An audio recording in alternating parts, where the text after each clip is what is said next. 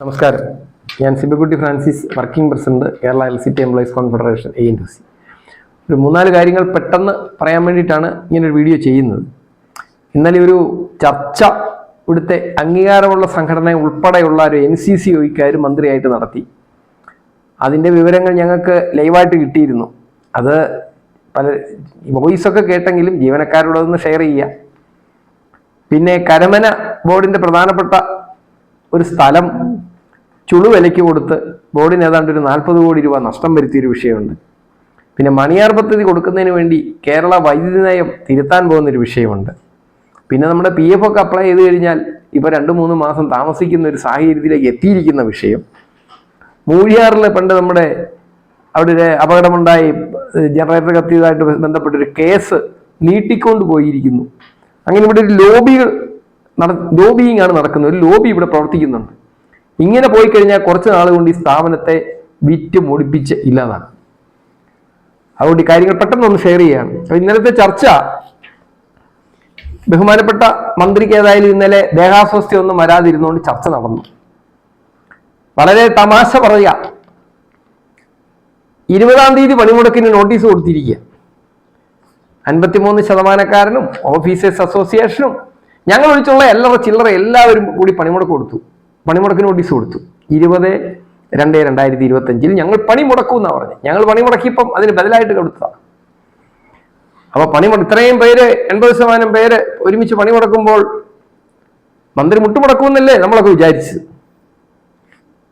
Board അംഗീകരിച്ചു വെച്ചിരിക്കുന്ന ഒരു DA ഉണ്ട്, അതെങ്കിലും പറയുമെന്ന് വിചാരിച്ചു. ഞാൻ പല പ്രാവശ്യം പറഞ്ഞ ഇവര് ചെല്ലുമ്പോൾ അത് പറയുന്നു. അതുവരെ മന്ത്രി വരെ വളരെ അപഹാസ്യപ്പെടുത്തി കളിയാക്കി വിടുക ചെയ്തത്. അതെങ്കിലും ഒന്ന് പറയണ്ടേ. ബോർഡ് അംഗീകരിച്ച DA നമ്മളിപ്പോൾ ഉടൻ കൊടുക്കും. പിന്നെ ബജറ്റിൽ എന്തോ ഏപ്രിൽ 1 കൊടുക്കുമെന്ന് പറയുന്നു. അവിടെയൊക്കെ വന്നുകൊണ്ടിരുന്നാലും ഇവരെ വിളിച്ചിങ്ങനെ വെറുതെ വിടുക. മന്ത്രി മനസ്സിൽ പറയുന്നുണ്ടെന്നാണ് ഞങ്ങൾക്ക് അറിവ് കിട്ടിയത്. DA ഇപ്പോൾ വോയിസായിട്ട് ഗഡുക്കളായിട്ട് കിട്ടിക്കൊണ്ടിരിക്കുകയല്ലേ, പിന്നെ എന്റെ DA എന്തിനാന്നൊക്കെ അദ്ദേഹം പറയുന്നുണ്ടെന്ന് അറിയുന്നു. എന്താണേലും ഇന്നലത്തെ ചർച്ചയിൽ 28/2/2025 മുമ്പ് തീരുമാനം എടുക്കുമെന്നാണ് മന്ത്രി പറഞ്ഞത്. തമാശ മനസ്സിലായല്ലോ. 20-ാം തീയതി പണിമുടക്ക് നോട്ടീസ്, 28-ാം തീയതിക്ക് മുമ്പ് തീരുമാനം എടുക്കുന്നു. അപ്പൊ ഒരു പണിമുടക്കോ ഉടക്കില്ലയോ? കാരണം മന്ത്രി 23-ാം തീയതിയാണ് തീരുമാനം എടുക്കുന്നെങ്കിൽ 20-ാം തീയതിത്തെ പണിമുടക്കിൽ ഇവരെന്ത് ചെയ്യും? അല്ല, ഇങ്ങനെ വിഡ്ഢികളുണ്ടോ? അവര് പറയേണ്ടത് എന്താണ്? 20-ാം തീയതി നോട്ടീസ് കൊടുത്തിട്ടുണ്ടെങ്കിൽ ഒരു 18-ാം തീയതി എങ്കിലും ഞങ്ങൾക്ക് തീരുമാനം അറിയണമെന്ന് പറയേണ്ടതിന് പകരം അവിടെ ചെന്ന് ദോശയും പരിപ്പോടിയൊക്കെ തിന്നിട്ട് 28-ാം തീയതി വരെ പോകുന്നത്. ഈ മന്ത്രിക്ക് ഒരു കുഴപ്പമുണ്ട്, അദ്ദേഹം മാസത്തിന്റെ അവസാനമേ തീരുമാനം എടുക്കൂ. കേട്ടിട്ടില്ലേ? മാസം അവസാനം ചില കാര്യങ്ങൾ ചെയ്യും. അത് അദ്ദേഹം ചില വിശ്വാസത്തിന്റെ പുറത്ത് ചെയ്യുന്നതാണ്. ഏതായാലും ഫെബ്രുവരി മാസത്തിൽ 28 ദിവസം ഉള്ളതുകൊണ്ട് നമ്മൾ രക്ഷപ്പെട്ടു. നമ്മളല്ല ഈ പോയ ആൾക്കാർ. കാരണം ഫെബ്രുവരിക്ക് 31 ഇല്ലല്ലോ. ഇത് മാർച്ച് മാസം ആയിരുന്നേ 31-ാം തീയതിയെ മന്ത്രി പറയുള്ളൂ. കാരണം ആ മാസത്തിന്റെ അവസാന ദിവസമേ പുള്ളി തീരുമാനം എടുക്കുള്ളൂ.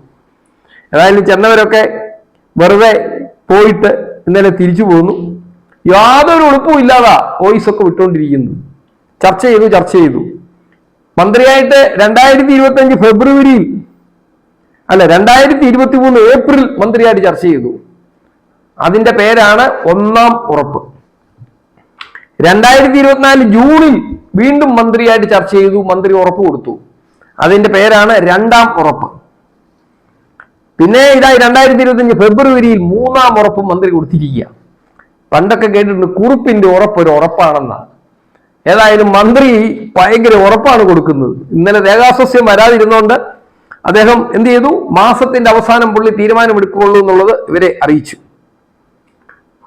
എന്താണേലും ജീവനക്കാരെ ഇതുപോലെ വിഡ്ഢികളാക്കുന്ന ഒരു കാലഘട്ടം ഉണ്ടായിട്ടുണ്ട്. ഇന്നലെ ഏതോ ഒരു വോയിസ് കേട്ടു. അദ്ദേഹം പല ചർച്ചയിലും പങ്കെടുത്തിട്ടുണ്ടെങ്കിൽ ഇതുപോലൊരു ചർച്ചയിൽ പങ്കെടുത്തിട്ടില്ല. പുള്ളിയുടെ ജീവിതത്തിൽ ആദ്യമായിട്ടാണ് ഇങ്ങനെ ഒരു ചർച്ചയിൽ പങ്കെടുത്തുന്ന ഒരാള് ഇന്നലെ ഒരു വോയിസ് കിട്ടും. ഭയങ്കര രസമായി. ഇതുപോലൊരു ചർച്ച ഭയങ്കരമാണ്. 20-ാം തീയതി പണിമുടക്ക് വെച്ചിട്ട് 28-ാം തീയതി മന്ത്രി തീരുമാനം അറിയിക്കും. എങ്ങനെയുണ്ട്? പിന്നെ ബോർഡ് ചരിത്രത്തിൽ ആദ്യമായിട്ടെന്ന് പറയുന്നില്ല, എന്നാൽ പോലും ചുരുക്കം കേസുകളൊക്കെയാണ് സുപ്രീം കോടതിയിലൊക്കെ പോയി ജയിച്ചിട്ടുള്ളത്. നമ്മൾ നമുക്ക് അവകാശപ്പെട്ട ഒരു കേസ്, ഒരു സ്ഥലം, അതായത് 1980-ലെ സംഭവമാണ്. അത് പറയാൻ പോയ ഒത്തിരി ഉണ്ട്, അതിനെക്കുറിച്ച് ഞാൻ കിടക്കുന്നില്ല. അപ്പൊ അത് അതിന്റെ വാല്യുവേഷൻ ഒക്കെ കഴിഞ്ഞ് 1997 6 കോടി രൂപയുടെ ബോർഡിന് കിട്ടേണ്ടത് 6 കോടി. അത് ഇപ്പൊ കൊടുത്തിരിക്കുന്നത് 3.24 കോടിക്കാണ്. അതിന്റെ ഓണർക്ക് തന്നെ. അത് കക്കാട് പദ്ധതിയായിട്ട് ബന്ധപ്പെട്ട ഒരു വിഷയമാണ്. ബോർഡ് 39 ലക്ഷം രൂപ അഡ്വാൻസ് കൊടുത്തു. 10 ലക്ഷം രൂപയുടെ പണിയെ പണിതുള്ളൂ. ബാക്കി 29 ലക്ഷം ബോർഡിന് 1980 കിട്ടണം. അതിങ്ങനെ കേസുമൊക്കെ നടത്തി. കേസ് നടത്തിയ ആൾ മരിച്ചുപോയി. അത് കഴിഞ്ഞ് ബോർഡിന് എക്സിക്യൂഷൻ പെറ്റീഷൻ ഫയൽ ചെയ്തു. മറ്റേ ജപ്തി ചെയ്യാനുള്ള ഓർഡർ കിട്ടി. ഓർഡർ കിട്ടിയപ്പോൾ ഈ വസ്തുവിന്റെ ഉടമ തന്നെ കോടതിയെ സമീപിച്ച് പറയുന്നു ഞങ്ങൾ ഇത് എടുത്തോളാം എന്ന് പറയുന്നു. കോടതി പറയുന്നു അപ്രോപ്രിയേറ്റ് ഓർഡർ തീരുമാനിച്ചു. ബോർഡിനോട് അപ്രോപ്രിയേറ്റ് ഡിസിഷൻ എടുക്കാൻ പറഞ്ഞു. ബോർഡ് എന്ത് ചെയ്ത് 97 6.74 കിട്ടേണ്ട വസ്തു 3.24 കക്ഷിക്ക് തന്നെ കൊടുക്കുന്നു. അപ്പൊ ബോർഡ് ഓർഡർ നിങ്ങൾ നോക്കിയാൽ മതി. ഞാൻ ബോർഡ് ഓർഡർ കാണിക്കാം. ആ ബോർഡ് ഓർഡറിന്റെ അകത്ത് ഈ വസ്തു എത്ര സെന്റാണോ, എത്ര സ്ഥലമാണോ, എവിടാണോ, അതിന്റെ സർവേ നമ്പറോ ഒന്നും എഴുതിയിട്ടില്ല. Fake board order. ഇതാരെ ഈ ബോർഡ് ഓർഡർ എഴുതി? ഏത് സ്കൂളിലാണ് ഇവർ പഠിച്ചത്? ഒരു ബോർഡ് ഓർഡർ എഴുതുമ്പോൾ അതിനകത്ത് എല്ലാം സ്പെസിഫിക് ആയിരിക്കണം. ഞങ്ങളൊക്കെ ബോർഡ് ഓർഡർ ഡ്രാഫ്റ്റ് എഴുതിയിട്ടുള്ളവരാണ്. അപ്പൊ ഇതിനകത്ത് ഇവിടെ ഒരു ലോബി ഉണ്ട് ബോർഡിൽ. ആ ലോബി ഇത് ബോർഡിന് 40 കോടി രൂപ കിട്ടേണ്ടതാണ്. 50 കോടി രൂപ കിട്ടുന്ന 40 കോടി രൂപ നഷ്ടം ബോർഡിന് വന്നിരിക്കുക. കുറഞ്ഞത് 40 കോടി രൂപയുടെ നഷ്ടമുണ്ട്. ഇപ്പൊ ലൈനിൽ ഒരു ആക്സിഡന്റ് ഉണ്ടായ ജീവനക്കാരൻ നഷ്ടം കൊടുക്കണമെന്ന് പറയുന്ന ബോർഡാണ്. ഇപ്പൊ ഒരു വർഷം ഒരു 10 പേര് മരിച്ചാൽ 20 അവരെ 5-6 പേരൊക്കെ മരിക്കുന്നു. 10 പേര് മരിച്ചാൽ ഒരാൾക്ക് 20 ലക്ഷം വെച്ച് ആനുകൂല്യം കൊടുത്താലും 2 കോടി രൂപയാവുള്ളൂ. 20 വർഷം കൊടുക്കണേ 40 കോടി രൂപയെ വരുന്നുള്ളൂ. അപ്പൊ 20 വർഷം ഇൻഷുറൻസ് എടുക്കാനുള്ള പൈസയാണ് ബോർഡ് കളഞ്ഞത്. അങ്ങനാണെങ്കിൽ അപ്പൊ അതിന് ബോർഡിന് പൈസയില്ല. ഇതൊരു ലോബിയാണ്. ഇതിനകത്തൊരു കള്ളക്കളി നടന്നിട്ടുണ്ട്. ബോർഡിന്റെ സ്ഥലം വിൽക്കാൻ ഇവർക്ക് ആരാണ് അധികാരം നൽകിയത്? Board of directors. പുസ്തകമൊക്കെ വായിച്ചു പഠിക്കണം. കമ്പനീസ് ആക്ട് ഒക്കെ. കമ്പനിയുടെ സ്ഥലം വിൽക്കാൻ കമ്പനിയുടെ ഓണറുടെ അനുവാദം വേണം. കമ്പനിയുടെ ഓണർ ഗവൺമെന്റ് അല്ലേ? DA വരുന്നതിന് ഗവൺമെന്റിനോട് ചോദിക്കണമെന്ന് പറയുന്നവര് കമ്പനിയുടെ സ്ഥലം വിൽക്കുന്നതിന് ഗവൺമെന്റ് ഓർഡർ ഉണ്ടോ? ഈ സ്ഥലം വിൽക്കുന്നതിന് ഇല്ലല്ലോ. ഗവൺമെന്റ് ഓർഡർ ഉണ്ടെങ്കിൽ പോലും ഇതിന്റെ വാല്യുവേഷൻ ആരാണ് നടത്തിയത്? DA കാര്യത്തിൽ വന്നപ്പോ അപ്രോപ്രിയേറ്റ് ഓർഡർ കോടതി പറഞ്ഞു. ഇവര് പറഞ്ഞ എന്താണ്?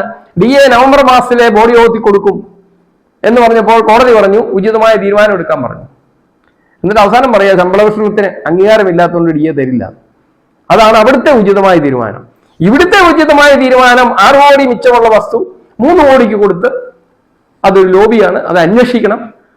ഞങ്ങൾ സംഘടന പ്രിൻസിപ്പൽ അക്കൗണ്ടന്റ് ജനറലിനും റെഗുലേറ്ററി കമ്മീഷനും ഒക്കെ പരാതി കൊടുത്തിട്ടുണ്ട്. തീരുമാനം എടുത്തില്ലെങ്കിൽ ഞങ്ങൾ വേറെ രീതിയിൽ നീങ്ങും. അതുകൊണ്ട് ഇത് പൊതുജനത്തിനുള്ള അവകാശപ്പെട്ടതാണ്. മറ്റൊരു കാര്യം, മണിയാർ പദ്ധതി കാലാവധി കഴിഞ്ഞിട്ടും അവർക്ക് എക്സ്റ്റൻഷനും കൊടുത്തിട്ടില്ല.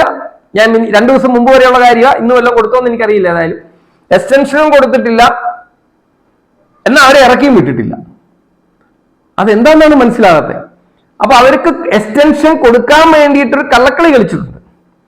ഉമ്മൻചാണ്ടി സാറിന്റെ കാലത്തിറക്കിയ, UDF സർക്കാരിന്റെ കാലത്തിറക്കിയ കേരള സർക്കാരിന്റെ വൈദ്യുതി നയത്തിൽ പറയുന്നത് KSEBയുടെ ഡാമിൽ നിന്ന് പോകുന്ന വെള്ളം, സർക്കാരിന്റെ വെള്ളം KSEBക്ക് മാത്രം അവകാശപ്പെട്ടതാണ്. അപ്പോൾ ഈ പദ്ധതി ഇവർക്ക് നീട്ടിക്കൊടുക്കാൻ പറ്റൂല. കാരണം ഈ വെള്ളം ഉപയോഗിക്കാൻ ഇവർക്ക് അനുവാദം കൊടുക്കാൻ പറ്റൂല. ഇത് 90-ൽ നയനാർ സർക്കാരിന്റെ കാലത്ത് വെച്ച നിയമമാണ്, കരാറാണ്. പക്ഷെ ഈ ഉമ്മൻചാണ്ടി സർക്കാരിന്റെ കാലത്ത് വെച്ച ആ വൈദ്യുതി നയം ഉള്ളത് കൊണ്ട് ഇത് സ്വകാര്യ വ്യക്തി കൊടുക്കാൻ പറ്റില്ല. അപ്പോൾ കൊടുക്കണമെന്നുണ്ടെങ്കിൽ നിയമം മാറണം. അതല്ലെങ്കിൽ കോടതി പോയാൽ ചലഞ്ച് ആവുന്നത് കൊണ്ട് നിയമം മാറ്റി എഴുതാൻ വേണ്ടി ഒരു പുതിയ വൈദ്യുതി നയം ഉണ്ടാക്കാനുള്ള ഡ്രാഫ്റ്റ് പബ്ലിഷ് ചെയ്തിരിക്കുക. ആ ഡ്രാഫ്റ്റിന്റെ ക്ലോസ് 7 തോന്നുന്നു. അവസാനം ഒരു ബാർ ഇട്ടിട്ട് എഴുതി വെച്ചിട്ടുണ്ട്. KSEB കൊടുക്കുക, ഇപ്പുറത്തെ ഒരു ബാർ ഇട്ടിട്ട് എഴുതി വെച്ചിരിക്കുകയാണ് പ്രൈവറ്റ് പാർട്ടിക്കും വേണേ കൊടുക്കാം. ആരും ശ്രദ്ധിക്കൂല പെട്ടെന്ന്. അപ്പൊ അതുകൊണ്ട് വൈദ്യുതി നയം പാസ്സാക്കിയ ഉടനെ ഇവർക്ക് കൊടുക്കാനാണ് തീരുമാനം. അത് മറ്റൊരു കച്ചവടമാണ്. 12 മെഗാവാട്ടാണ്. KSEB അത് ഏറ്റെടുക്കുകയാണെങ്കിൽ ഇപ്പോൾ അത് 12 മെഗാവാട്ടിന്റെ മുഴുവൻ ഉത്പാദനം ഇല്ലാന്ന് എനിക്ക് തോന്നുന്നു. കാരണം 12 മെഗാവാട്ട് ഉണ്ടെങ്കിൽ 12 ഗുണം 1000 ഗുണം 24 ഗുണം 365 എന്ന് പറയുമ്പോൾ ഏതാണ്ട് ഒരു 10 കോടി യൂണിറ്റ് ഒരു വർഷം കിട്ടണം. ബോർഡ് കൊടുക്കുന്ന കണക്ക് 3.6 കോടി എന്നാ. അത് അവർ ഫുൾ ഉപയോഗിക്കാത്തോ വെള്ളം വരാത്തോ അല്ലെങ്കിൽ ജനറേറ്ററിന്റെ ഹെഡിന്റെ പ്രശ്നം എന്തായാലും ആയിരിക്കാം. 10 കോടി വെച്ച് കിട്ടുകയാണെങ്കിൽ ഒരു യൂണിറ്റിന് 6 രൂപ വെച്ചാൽ 6 10 60 60 ഗുണം 30 1800 കോടി രൂപയുടെ നഷ്ടമാണ് കേരള സംസ്ഥാനത്തിന് വരാൻ പോകുന്നത്. അതുപോലെ തന്നെ ഒരു കാര്യം ബോർഡിലെ ചെയർമാൻ ഉൾപ്പെടെയുള്ളവരോട് ഞാൻ ആവശ്യപ്പെടുക, കഴിഞ്ഞ 3 വർഷത്തെ മണിയാറിൽ നിന്നും അവർ വൈദ്യുതി ഉൽപ്പാദിപ്പിച്ചത് അവർ ഉപയോഗിച്ചിട്ടുണ്ടോ നിങ്ങൾ പരിശോധിക്കുക. ഇല്ല എന്നാണ് ഞാനൊരു കണക്കെടുത്തപ്പോൾ മനസ്സിലായത്. അവരെ ഓപ്പൺ ആക്സ് വഴി അവിടെ അവർക്ക് ആവശ്യമുള്ള വൈദ്യുതി എടുത്തിട്ട് മണിയാറിൽ ഉത്പാദിപ്പിച്ച വൈദ്യുതി KSEBിക്കാതിരുന്നേ. ഏത് റേറ്റിൽ? യൂണിറ്റിന് 6 രൂപ 10 പൈസക്ക് KSEBിക്ക് തരിക. കാരണം എന്താണെന്ന് വെച്ചാൽ അവർ മിച്ചം ഉണ്ടെങ്കിൽ, ഉത്പാദിപ്പിക്കുന്നത് മിച്ചം ഉണ്ടെങ്കിൽ KSEB HTST റേറ്റിൽ നമുക്ക് തരണമെന്നാണ്. അത് 6 രൂപ 10 പൈസയാണ്. അവിടെ ഉത്പാദിപ്പിക്കുന്ന വൈദ്യുതിക്ക് 50 പൈസ മുടക്കില്ല, 50 പൈസ മുടക്കില്ല, 50 കൂട്ടിക്കൂ. ആ സാധനം 6 രൂപ 10 പൈസക്ക് KSEB വാങ്ങി KSEB വിൽക്കുക. KSEBയുടെ ആക്ച്വൽ വൈദ്യുതി കോസ്റ്റ് എന്ന് പറഞ്ഞാൽ എല്ലാം കൂടെ ചേർത്ത് വരുമ്പോൾ 5 രൂപ 80 പൈസയേ ഉള്ളൂ. അതിനും അപ്പുറം 6 രൂപ 10 പൈസക്ക് മുതലാളിയുടെ വാങ്ങിക്കൊണ്ടിരിക്കുന്നോ ഇല്ലയോ എന്ന് ബോർഡ് പരിശോധിക്കണം. കഴിഞ്ഞ 3 വർഷത്തെ കണക്കുകൾ നോക്കുക, ലോ ഡെസ്പാച്ചിൽ നിന്ന് ഡീറ്റെയിൽസ് എടുത്ത് നോക്കണം. പിന്നെ PF-നൊക്കെ അപ്ലൈ ചെയ്താൽ ഇപ്പൊ ജീവനക്കാർക്ക് എന്നെ പല ജീവനക്കാരും വിളിച്ച് പറഞ്ഞതാണ് 2 മാസം കൂടി പെൻഡിങ് ആണെന്ന് പറയുന്നത്, താമസിക്കുന്നു. പെൻഷനായവരുടെ ക്ലെയിംസ് കിട്ടാൻ താമസിക്കുന്നു. അപ്പൊ അതിനൊന്നും പണമില്ല.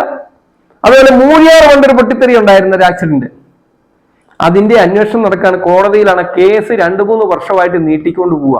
അതിന് പിന്നിലും ഒരു ലോബിയുണ്ട്. ആ കേസും ഒത്തുകളിക്കാൻ ഒരു ലോബി ശ്രമിക്കുകയാണ്. അത് അന്വേഷണം നടത്തണം. അതുപോലെ മൊത്തത്തിൽ ഇവിടെ കച്ചവടങ്ങളുടെ ഒരു കാലഘട്ടമാണ് KSEB. KSEBയെ തകർത്തേ ഇവിടുത്തെ ഒരു ലോബി ഉണ്ട്, അവർ പോകൂ. പക്ഷെ അവരെ ഞങ്ങൾ വിടില്ല. ഞങ്ങൾ ഒറ്റയ്ക്കാണെങ്കിലും ഞങ്ങൾ പൊരുതും. ഇന്നലെ ചർച്ചയ്ക്കിടയിൽ CI2 നേതാവ് പറഞ്ഞു, ഞങ്ങൾ എങ്ങനെ അറിഞ്ഞു നിങ്ങളെല്ലാം കേൾക്കുന്നവർ ചോദിക്കും. അത് ഓൺലൈനായിട്ട് ഞങ്ങൾക്ക് ട്രാൻസ്മിഷൻ ഉണ്ടായി, എന്നങ്ങ് കൂട്ടിക്കൂ. ഞങ്ങൾക്ക് അങ്ങനെയുള്ള ഏർപ്പാടൊന്നും കൂട്ടിക്കൂ. INTUC-ക്കാരോട് ഞങ്ങൾ ഈ അഴിമതിക്കൊക്കെ എങ്ങനെ മറുപടി പറയും? അവരെ കൊണ്ടിരിക്കപ്പെടുകയില്ല. ഞങ്ങളിപ്പോ ഈ മണിയാറ് പറയുന്നു, മറ്റേ 40 കോടി നഷ്ടം വസ്തു വിറ്റത് പറയുന്നു. അപ്പൊ ഇതൊക്കെ ഞങ്ങൾ എന്ത് പറയുന്നു? മന്ത്രിയോട് ചോദിച്ചപ്പോ മന്ത്രി ഒന്നും മിണ്ടാതെ ഇങ്ങനെ ഇരുന്നു. അപ്പൊ KSEBയെ വിറ്റ് തൊലയ്ക്കുന്നവർ ആരാണേലും ജാഗ്രതയിൽ, ഞങ്ങളത് വിടില്ല. ഈ സ്ഥാപനത്തെ രക്ഷിക്കാൻ പറ്റുമോ എന്ന് ഞങ്ങൾ നോക്കണം. കാരണം ഞങ്ങൾക്ക് അവകാശപ്പെട്ടതാണ്. നമുക്ക് ശമ്പളം കിട്ടണം, പെൻഷൻ കിട്ടണം, ഉപഭോക്താക്കൾക്ക് കുറഞ്ഞ വിലയിൽ വൈദ്യുതി നൽകണം. അതിനൊക്കെ പൊതുമേഖലാ സ്ഥാപനം ആവശ്യമാണ്. അതിനെ നശിപ്പിക്കാൻ ആരുടെ ഭാഗത്തും ശ്രമം ആയാലും അതിനെതിരെ ശക്തമായിട്ട് പ്രതികരിക്കുവാൻ കേരള ഇലക്ട്രിസിറ്റി എംപ്ലോയീസ് കോൺഫെഡറേഷൻ ഉണ്ടായിരിക്കും എന്ന് അറിയിക്കുന്നു. നന്ദി, നമസ്കാരം.